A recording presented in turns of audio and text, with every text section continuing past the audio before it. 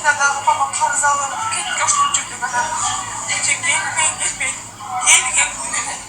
Жарымға тамақ жемейсің бе десем. Жақтап ешкім мамарықтады. Ешкімдер бәрі болып келеді ана. Мен ұшып мен аял десем. Сенен де жақшыдан да бар екен баспада. Мен сенен таппаған қашқан жоқтым. Қантып өзі үйде тойды қылып алып келіп бұл жерге сосын қарқып таштаған. Азыр кешкерде ашқып бірейді. Наурыздан бері көндір болған ашқып бірейді десем. Барайда жоқ мен аз кетер дейді. Кешегі март наурызда болған іште болды. Шыққаннан мен өткен айтқам. Баладан ойлады. Ошол бала қайда жүреді азыр мына тауып берейін. Мына жерде екен. Бұл баланы қармап келіп байызы. Қармадыңар ма? Ооба да. Куда он денется? Не oldu ana? Үйленішті қайра? Ой, жақын. Ооба. Қырғызстанға кетішті ой? Қырғызстанға кеттік. Ана баяғы. Жанғын не? Жанғын айыл. Жанғын көз. Атың фамилияң қайсы жердесің?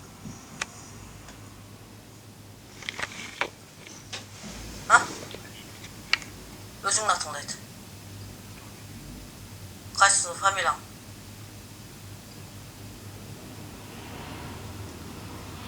Фамилияңды айтсаң? Бұлар қыздар қалай шындай шеф бұлар? Ошын өзінен боласың. Қанша жылғысың?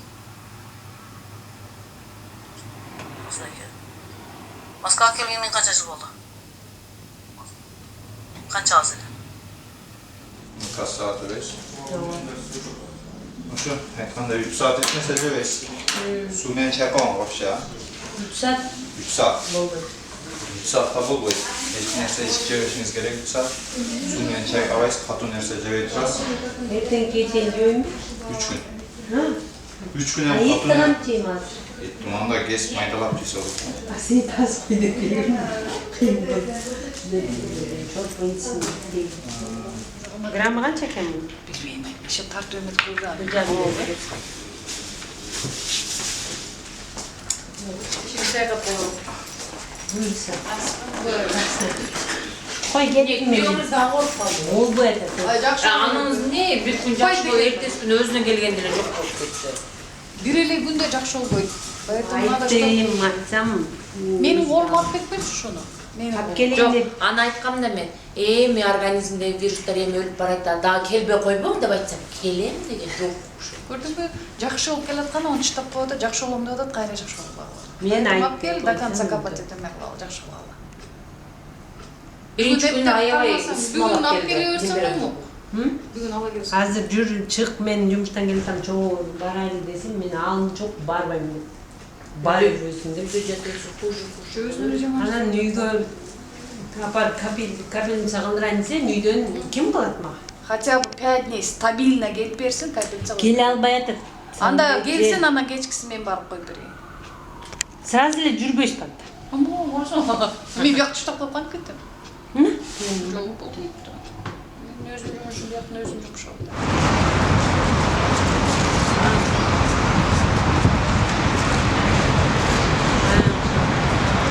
Ne kadar mutlu kere? Ya anare. Ya, Ne kadar mutlu kere? коробка чапта экен. Kaç son söyledi ki?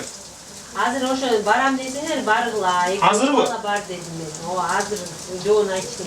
Эгер барам десеңер бүт подробно айтчым. Kaç son oldu? Her bir tarafta özüm kılganıma yarışa kadar izleyelim. Ооба, издейм. Кружка бар го, кружка. Ошонун коробкасы бар го, ошону. Чапта эле кружканы салат окшойт да ошогочу. Ошону. Барам десеңер айткыла. Айтып атам. Бара турганда бул айтты.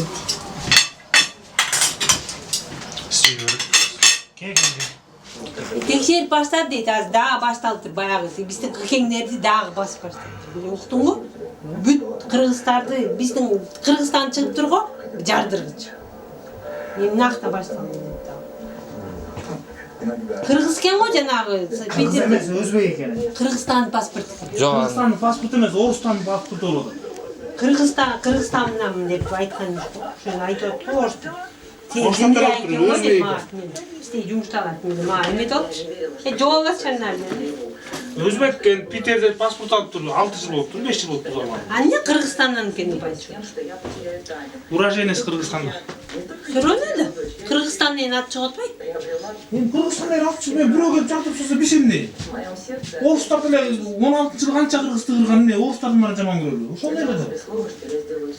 Can çağır bütçü. Евгений на правах брата Натальи стал часто приходить к Поляковым. Мужчина подружился с супругами, а дети просто обожали дядю Женю.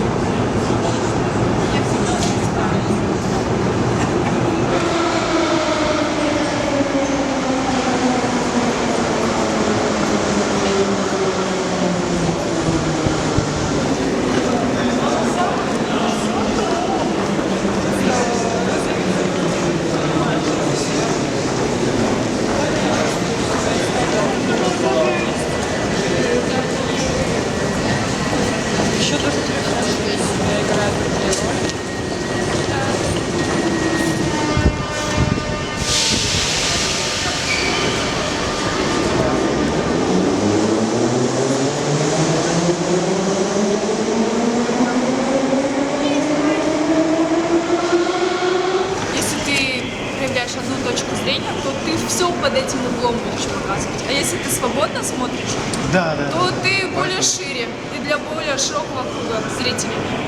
Для каждого человека это будет понятно и родное, и принято. Вот Камила, она сама по себе вот кладезь знаний, и вот, мне кажется, она бы 100% сценаристом стала. Не знаю. Ты писала сказки раньше. Да, я помню, я в детстве, Очень лет много в 11-14 я писала сказки, очень любила читать, и потом я еще переделывала рассказы про Гарри Поттера. Но с взрослой жизнью уже думаешь, это же типа детское все было дальше. Но на самом деле это талант.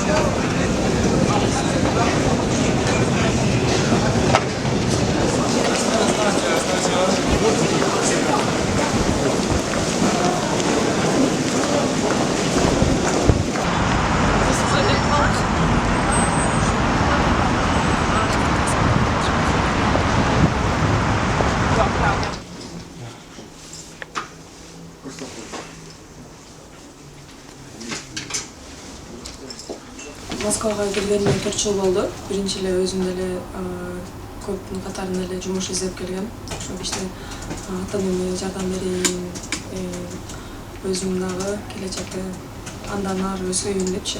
Москва ушундай шаар экен. Сен каяктан келгенсиң, кандай жарансың ага карабайт экен да. Сенин баалуулугуңа карашат экен. Сен деген нерсени, керектүү нерсени алган аракет кылышат экен да. Мен Москвага барсам бир өтө өзгөрүп кете тургандай болуп, мени бир чоң бир жакшылык күтүп аткандай болуп элестетип элем да. Ошол жака барсам болду, баары жакшы болуп кетти. Же мен бир өзгөчө болуп өзгөрүп кетейин деп ошентип ойлойт болчумун.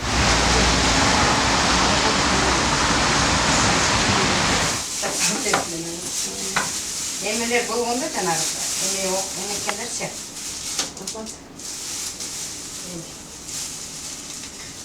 Метро Бауманская, улица Бауманская. Мына жерде бүркүт тогош керек да, обязательно, потому что Анын жети канаты бар да, ошо жети. Ошону камтыш керек ал жергечи. Бара? Бирок аябай сонун чыккан, бирок бүркүт жетишпей калыптыр да. Мына жерине койсок болот да. Сон чыгарыптыр бирок. Салам көрүүчүлөр, силерге менен кайрадан кабыл. Бүгүн воскресенье. Дагы бир видеону тартканга мүмкүнчүлүк болду. Бүгүнкү воскресеньени Чемин алтын балада өткөндү. бүгүн Асель эженин тренингине алдым. Москвага келгениме көп эле болду, кыйла болду. Келип биринчи көп эле жумуштарды иштедим. Анан көп жумуш алмаштырдым. Көп жумушта иштеп жүрүп, азыркы күндө эл менен, коом менен иштей баштадык. Ар бир адам, ар бир жаран коом менен иштегенде эмне менен коомго пайдам тиет деген суроонун негизинде биз азыркы күндө ТВТ клубун ачып активдүү иштеп атабыз. Бул ТВТ клубунун ичинде аябай чоң проекттер бар. Азыркы күндө биз элге эмне менен пайдам тиет десек, көпчүлүк элге Элдер келет көбүчө. Анан кийин тренингде эле келет, мүмкүн анча-мынча түшүнбөйт, ошо кыргыз тилинде өткөрүлүү, өзүн өзү өстүрүү, жанагы акчаны туура пайдалануу жөнүндө өзүбүздүн мекендештерге өтүп баштасак эле, келген эле туугандар, достор ошол мынтип сурайт да.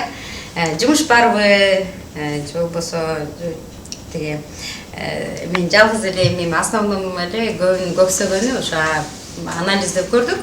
Анан көбүн көксөгөн эле ошо түгөйүм жок эле деген эмелер түшөт. Мен ажырашып кеттим эле көп жыл болду. Турмушка чыксам дейм, бирок жумуш үй болуп атып, убакыт жок өзүбүздүн жеке жашоого деп.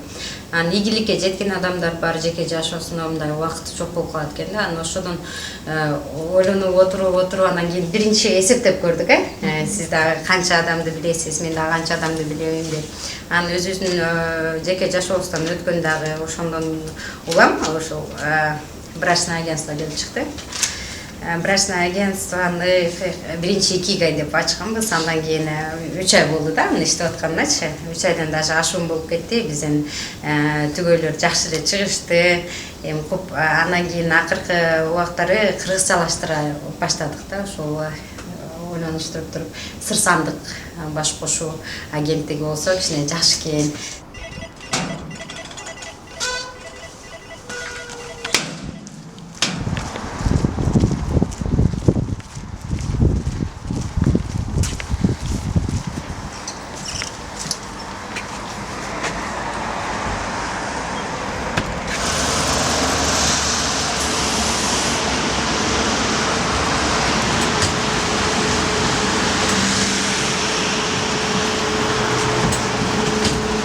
Дотрагиваться до найденных вещей и предметов.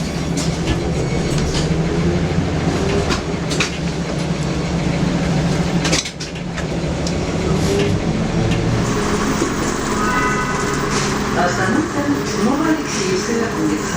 Следующая остановка Лисовский мост.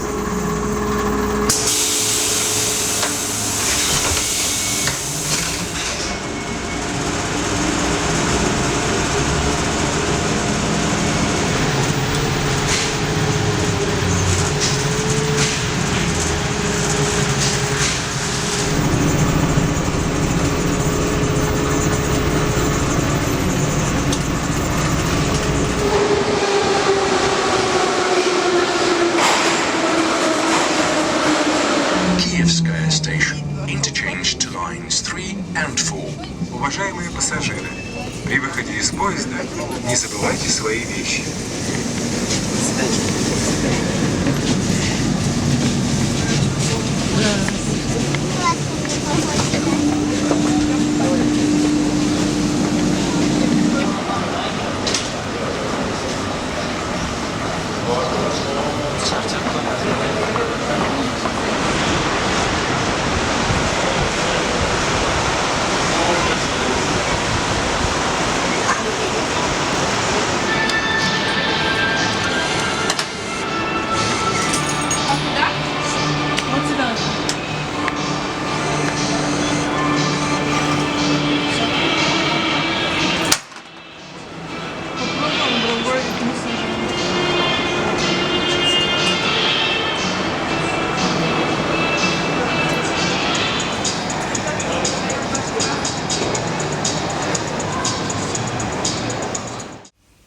ошондой бир дагы бир окуя болуп өттү.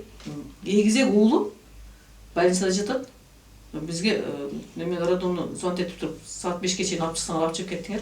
Болбосо биз детский немеге өткөзүп беребиз. Кетет ошо жака бала деп.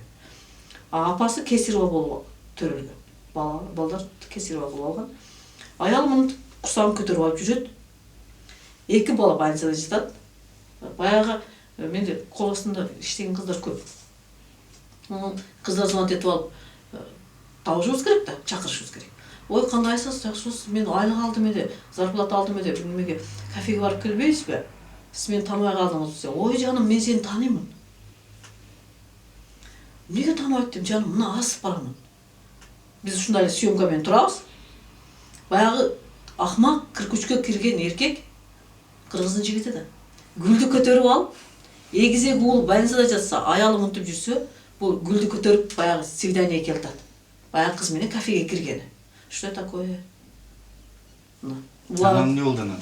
Аны биз кармадык, алып бардык. Балдарын больницадан чыгарып, 2 баланы 2 колго берип, Кыргызстан. Даже помощницам кошо барып, атасына тапшырып келди. Барса атасы менен энеси 85ке кирген карыган айылдагы адамдар отурат экен. Аябай баягындай жакыр жашап. Баягы 43кө кирген жигит, качан кыргыздын жигити атасы менен энесин таштап койгон эле. Намысыбыз каяк кетти. Анан кантип биз Манастын урпактарыбыз дейбиз. Неңерге айтасыңар дейм мен. Манас бардык айылдарын төлөтүп качып кеткен бе дейм. Манасты алып өзүңөр албай эле койсуңарбы?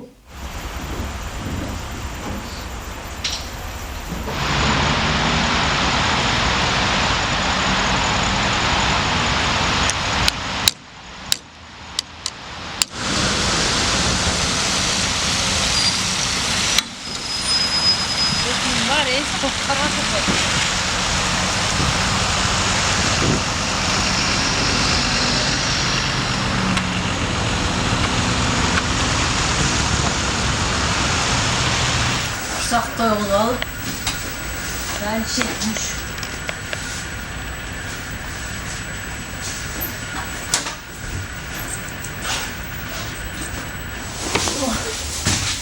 Şimdi oturalım. Telefonu koyalım. Çiçeğe otururuz önce. Kardeşim ayrı gözümün özü. Hadi şimdi cılıp cılan yiyip koyuz. Даже verirsin atarsın biz kirpiyor. Koфени de alıp gelip. Троллейбуста өзүм окудум. Өмүрү машина руль отурбай эле тобокелге салып туруп анан кийин барсам алды. Алгандан кийин ошо менен 3 ай теоретически окудук, 3 айдан анан башталды да. ПДД дегенде өмүрү түшүнүк жок болчу менде. Правила дорожного движения анан бияктан элесте 800 эмени жатташты. Ошондон экзамен тапшырдым, ГАИга барып тапшырдым, анан права алдым. Анан ушинтип эле. Эми болсо буюрса автобуска өтөйүн деген оюм бар, мен билбейм качан. Эмнеге автобус? Автобус легче да, мондай эме прогасы жок. Калашынча. Проблемасы да азыраак. Булаган. Эң баарынан дагы өкүнүчтүүсү кыргыз өзүбүздүн эле кыздар ушул өзүбүздүн жигиттерден кордук көрүп калган учурда мен аябай урмачыт болчу, кимге барып айтсам, бул маселем кантип чечилсе деп ошентип ойлойт болчумун да. И ошол кыйынчылыктар болуп ошол ойлордун, маселелердин аркасынан анан менде ушул аялдардын уюшулган тобун түзсөк деген ой пайда болду да. Бир жолу жолугушуп өткөргөнүбүздө 40-дан 50-дөн, кээде суук күндөрү кышындасы 20-дан 30-дан эле аялдар келип атты да. Ден соолук боюнча өткөрөбүз. Мисалы бул жакта кыргыздар ачкан поликлиникалар бар да, ал жакта дагы жакшы врачтар бар, өзүнүн ишин мыкты билген, тажрыйбасы көп. Алар чакырып турабыз, алар өзүнүн акысыз кеңешин берет, өзүңөр ден соолугуңарды карагыла деп. Себеби мигранттар келип эле Кыргызстандан келишип эле башка мигранттар деле ошентсе керек, бирок алардын эмеси жашоосу бизге караңгы да. Келишип эле көбүнчөсү бизде жумуш деп эле жумасына бир жолу эс алышат, эс алса болбосо эс албайт, айына бир жолу эс алат. 13 саат, 14 сааттан иштешет да. Ошентип анан 30 000, 40 000 алышат. Мен аябай директор укмуш адам таап келдим. Бул жерде командада иштейт деп эч качан айтпаш керек. Бул президентпи, директорго колунда иштеп жүрүбү? Бул жерге келгенден кийин бизге 0 жөнөкөй адам. Ошон үчүн биз бул жерге чакырып келгенден кийин кимди мактайбыз? Спонсор. Себеби бул жерде спонсор кандайдыр бир ийгиликке жетти. 12 күн эмисти. Мына алай алып Перимден келиптир. Ошого барып өткөзүп берип анан кийин.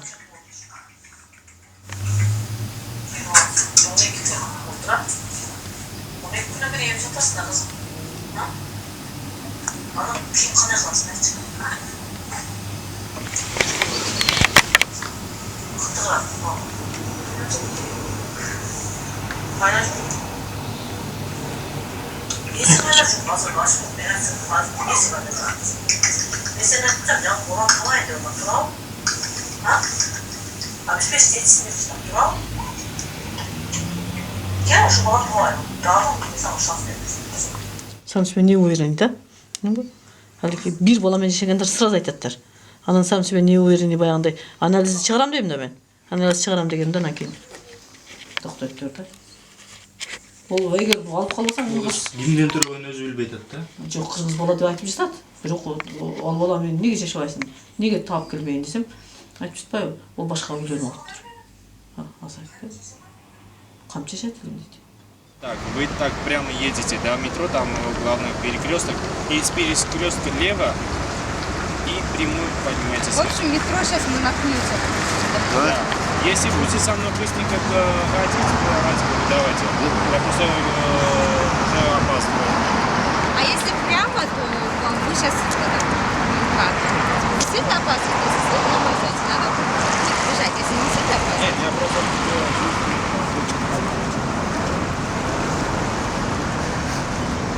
Эң көп эле арасынан караганда мигранттардын балдары болуп калып атат да. Зорлук зомбулукка кабылгандарчы. Туугандар тарабынан, тааныбаган адамдар тарабынан. Ошого биз көбүнчөсү ойлойбуз да, ошол группада көп аялдар ошентип ыйлашат да, балдарымды калтыргым келбейт. Ушундай жашоодон кантип чыгат экенбиз депчи. Эми ошондой болсо эле бири-бирибиздин көңүлүбүз көтөрүп, жок алып келсеңиз мен карашып турам деп ошентип бири-бирине жардам берген учурда аябай биякта кубанат экенбиз да. Турмушка чыккандар, мисалы Москва кээ бир адамдарды бактылуу кылып бакыт берсе, кээ бир адамдарды бактысыз кылып бактын жолуп алат экен. Ажырашуулар көп болот. Ошол эле убакта үйлөнгөндөр дагы көп болот. Биздин группабыздан ошол өзүнүн бир туугандарына, өзүнүн тааныштарына, ошол кыздардан эме кылышып, тааныштырышып, турмушка чыккандар болду. Денежку принесла? На, сразу так. 300? Мои родственники. Снимают меня. А? Юля? Юрка меня. Дать за нее тоже можно. Давай у него возьмешь. Я потом ей скажу. Пойму. Какое число у нее там? 2 мая. Брачный агентство десе көп эле тартынат экен да, бизде негедир ушундай менталитет ошондой окшойт да, тартынат экен. Аны офиске барып эле койсомчу деп, ошон үчүн ал жагындагы караштырып көрүп, офиске келе албай тургандарды мындай нейтральный жерде жолугушуу уюштуруп, маектешип, ал адам өзүнүн мындай турмушу жөнүндө, балалуу болсо балалуу чакасы жөнүндө, ошо мүнөзү жөнүндө кенен айтып сүйлөшүп маалымат калтырат. Ал купуя сырдык ящикте сакталат. Анан агенттер жолугуп, сизде мондай бар экен, менде мондай бар экен, бул мындай адамды жолуктурсам дейт. Ушундай адам сизде барбы деп бири-бирибизге салыштырабыз, чоң журналистка бардыгын түшүрүп, анан эч кимге айтпайбыз, эч ким билбейт. Анан кийин кайрылган күндөн баштап 1 айдын ичинде жолуктурабыз. Ошол анан эси жолугуп, бири-бирине жагып, үйлөнөбүз деп чече турган болсо, анда туугандары менен байланышып, ал жактан кыздын туугандары, бул жактан баланын туугандары келип, ак калпак акчолугун алып келип бири-бирине салып, көшөгө тартылып, эникелештирип, анан кийин биздин ишибиз бүтөт ошол менен.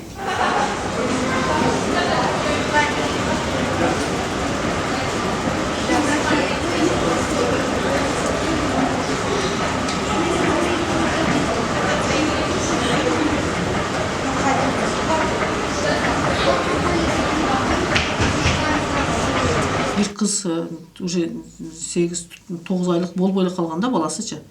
Болбой эле калганда бул баягы түшүрүп саламын деп туруп, булардан барып туруп таблетка алып ичкен.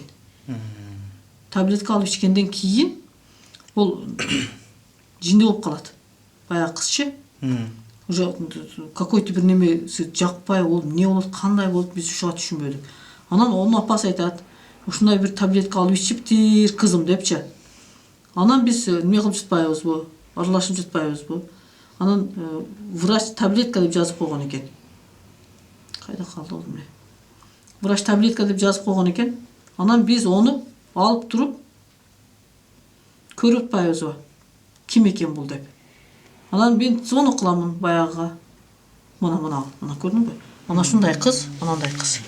Анандай жакшынакай кыз, анандай жакшынакай кызчы. Мындай болуп жине болуп калды. Кара. Анан ушунун аркасынан чыгып атпайбызбы? Мына ал экөө экен, манакей. Эме кылганчы, аборт кылгандар. Булар 3 жерден квартира снимать этип алыптыр дагы. 50 миңден аборт кылат экендер. Манакей. Буну мен апарып туруп анда немеге киргиздим, манакей. Мына жерде мына. Мына полицияда отурушаттар. Жазып, экинчи кылбайм деп жазып берген мына жердечи. Эжежан деп мына, анда отурушаттар. Жаш балам бар, эжежан деп. Бирок баланын баласы бул жерде Сергей кой деп туруп роддомдо калып кетти баласы. Бизге бербей койду да. До сих пор азыр ушу жерде бала. Сергей кой деп жазылган. А почему Сергей кой? А почему кой десем, я откуда знаю? Так написано дейт. Вот так сама. Сергей кой деп аталып калды ба? Ооба. Тиги кыз өзү азыр эмне болуп калды азыр? Бул Кыргызстанга жеткенге чейинки бир көлдү беришкен. Ошо бакырбай, чакырбай кеткен самолетто, лишь самолетто тынч кетсин деп. Апасы алып кетти муну. Баяка баргандан кийин дагы бир-эки жазып жүрдү, апасы, чөт апасы дагы жазбай калды. По-моему, интернетке деле акча таппай калды окшойт да. Анын баласыга биз эмне кылып туруп, может, немеге Кыргызстанга алып кетсек болобу, кандай мындай десек.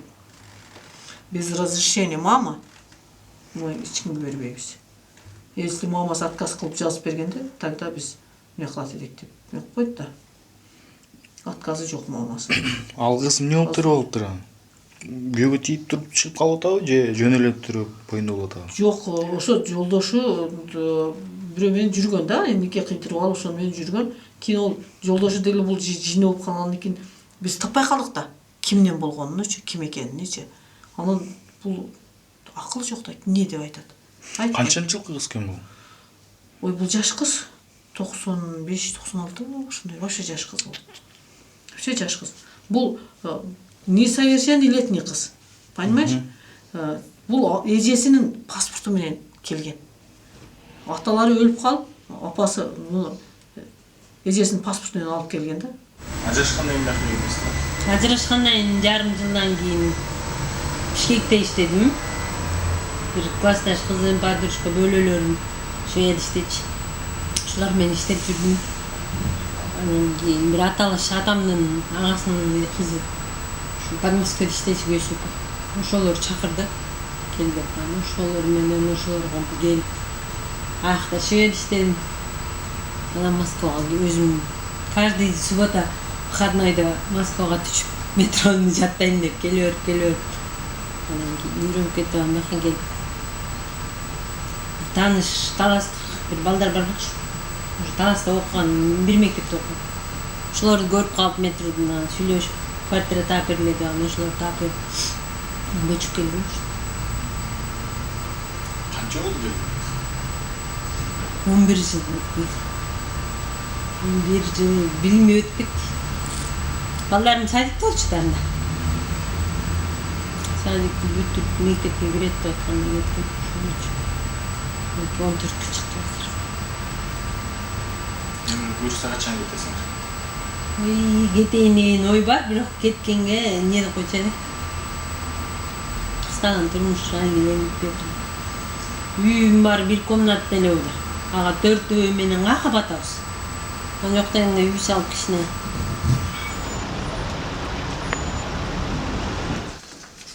Который у нас сегодня присутствует, Эльвира Игоревна, провел недавно праздник Навруз. На высшем уровне на ВДНХ, 1000 людей там участвовали, всем очень понравилось. Праздники, фестиваль. Вот хороший пример, как раз департамент по национальности. Буйруса жаңы шайлоо болуп, президент алмашып, жаштар көбүрөөк келсе, биз ошондой сунуш киргизейин деп атабыз. Мигрант аялдардын, себеби мигранттардын үнүн биз үнүбүздү козгону толук акыбыз бар да. Себеби Кыргызстандын жарымдан көп бюджети мигранттардын эсебинен болуп атат. Ошондой эле Кыргызстандагы ишканалардагы мигранттардын эсебинен иштери жүрүшүп жатат да. Ошондуктан биз мигранттар өзүбүздүн оюбузду аларга толук жеткирип, ошол нерсени биз талап кылган укугубуз бар.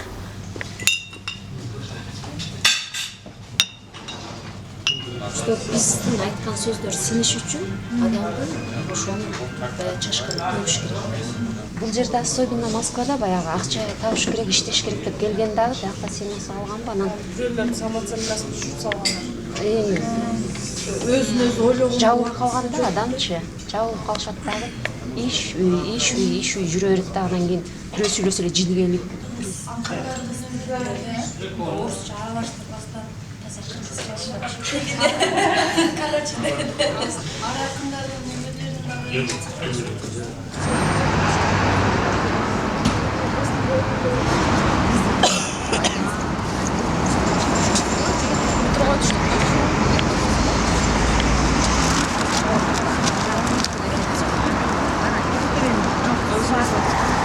Çürük kettik.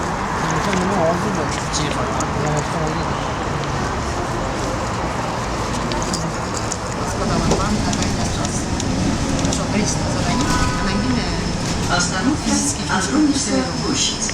Информируем вас, что красная кнопка синей остановкой предназначена для подачи звукового сигнала водителю о выходе из салона.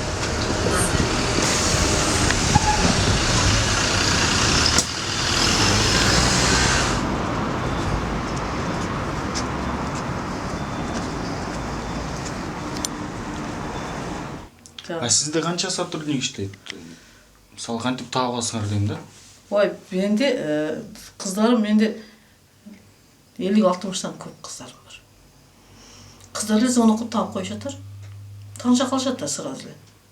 Таанышып туруп келип коюңуз бияка деп эле кармай каласыңар да. Сахалинден ошо баланы таптырдым. Адреси Сахалинден чыкты да. 3 бүгүн 4 күн болуптур. Biz bunu 8 günü, bugün уже 8 günü, 7 günü Sahalin'den o balаны жөнөтүштү бул жака. Балдар 8 günü biz kızlar çoğulup durup özübüz dasturkon kılıp o Türkistan kafesinde үйлөндүрдүк. Никени кыйып, кайтадан баягы ол никели балалуу кылып коюп качып кеткен. Мына уже 9-10 айда кайра таап келип, экөөнү үйлөндүрүп, баласын колго берип, азыр өзүм жашап аткан 2 комнаталуу квартираны ошолорго берип чыккан жатамын. Бүгүн булар көчөттөр кечинде. А бул жерде 2 комнаталуу квартира, подружканын квартирасы жашап турат элем. Ону ошол 11 кызга берген элем. Азыр мына жака бардым эле, дагы бир юристтин тааныштын квартирасы эле. Ону дагы жаңы жаштарга берейин дедим. Хорошо. Мен бул жакта Маринаға барам, кыздардын алдыга дедим. Бул жаштарга ошондой условия түзүп берели, жашашсындар. 13-жылы благотворительный фонд содействия адаптации мигрантов Азия деп Минюстыдан бул жерден каттоодон өткөн. Москванын өзүдөн. Ошонун бул документ алгандан кийин мен Кыргызстанга бардым. Себеби Кыргызстанга барганым, Кыргызстандагы атка минерлер, аттуу баштуулар менен сүйлөшөйүн. бизге кризис центр керек. Мына şu күнгө чейин мен безилдеп келе жатам, кризисный центр. Кыргыздын кыз келиндери бара турган жери болуш керек, бир башыбызды калкалай турган жер. Бөтөн эл, бөтөн жерде жүрөбүз. Себеби канчалаган кыздар нелер гана болуп жатат. Баягындай жолдорго кирип кетишип жататтар. Бир жерге барып дардын айта турган жери жок. Ана кээ бирги балдар кичине беакылдыгыраак кылып коюп жатышат, акылдары сал жетпей кетип атат. Же чочуп кетишип ататтар. Кантип балалы болуп калып эле жашап каламын деп ушундай чочуп кетишип ататтар. А до этого уже баягы кыз иштеп турат да. Жаңы акчасы менен жүрүшө берген. Балдарыбыз альфонс болуп калды. Кече эле мен министр миграцияга ушуну айтып өттүм. Биздин кыргыздын балдарынын намысы кетти. Намыс жоголду вообще. Бүт бардык альфонс. Бул эмне деген кафеге барып туруп, мени кафеге киргизип койчу деген кыздарга.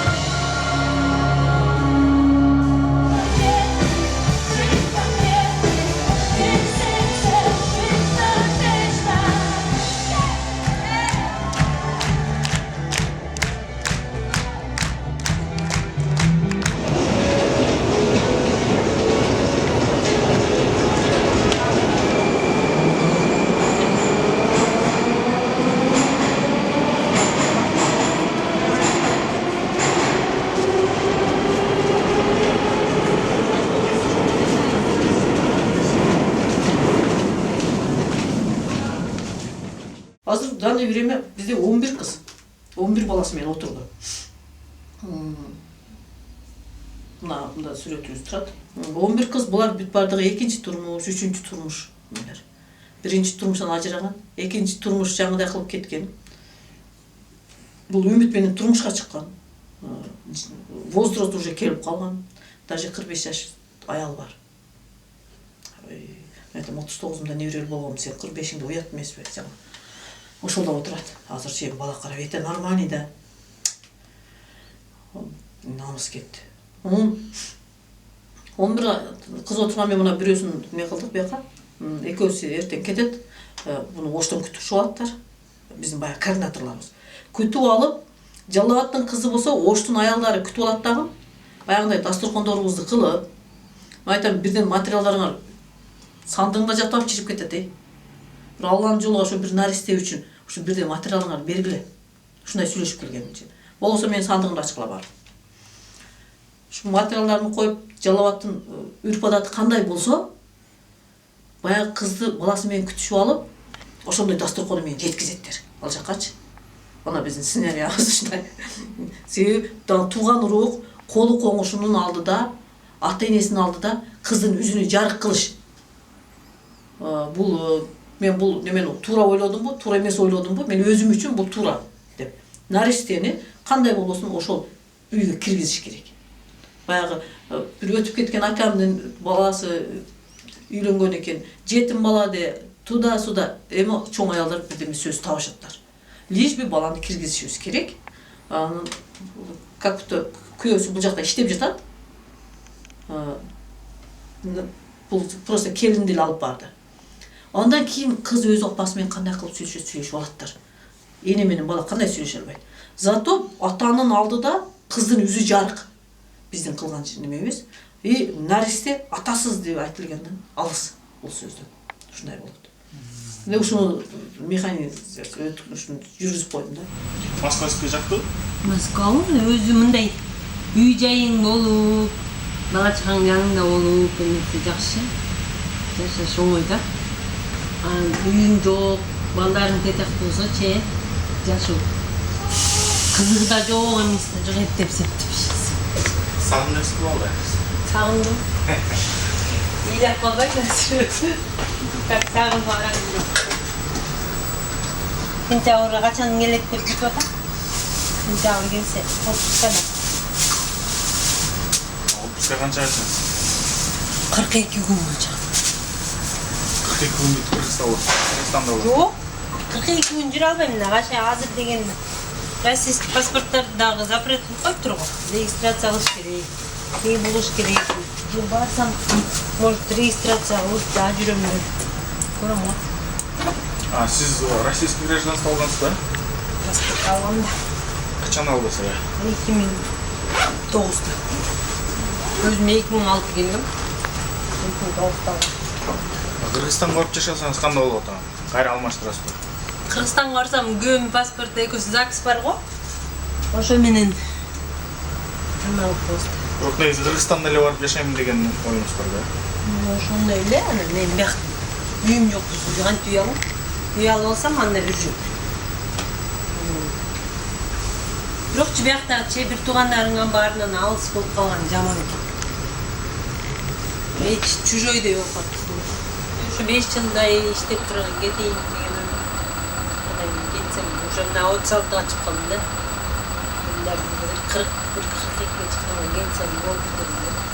Балалуу болосуз да андан кийин, э? Буюрса. Бала кыз. Балдар чоңоюп калгандары ишке чыгып, иштеп, берги кичиктерди обеспечить этишип ататтар. Аялдар ортого. Сен 30 миң аласыңбы? Жашырыш жок, бекитиш жок. 30 миң алсалар дагы нормальный акча алышаттар. Андай кылбасак, аларды ким обеспечить этет? Балдар таштап качып кетип атса, ошол 11 кыздын бирөөсүнүн экөө эртең кетет. Ошондо 9 калат. Бирөөсү наргы 2 комнаталык квартира чыгат. Ошондо 8 калат. Аялдар, кыздар, энелер бул силердин күзгүңөр. Ошон үчүн анан кыздарды айтып калам. Силер намысты кармагыла, жигит кыргыздын жигитин намысын сактагыла, силер. Булардын намысын кетирген биз болуп жатабыз. Себеби намысын кетирип жатабыз булардын. Ошого тур көңүл менен карабайсыңарбы? Деп кыздарга деле айтам. Ошо эки кризис центр менен мечитибизди күзгө бүтүрсөк, Кудай буйрса, тойну кылсак деген мен өзүмдүн максатым ушул эле. Кризис центр деп канча жылдан бери безилдеп жүрүп, мына бүтүрөт. Кудай калса, баягы эме кеттиби? Поезд кеттиби? Станцияга жетиш керек да, жетет да.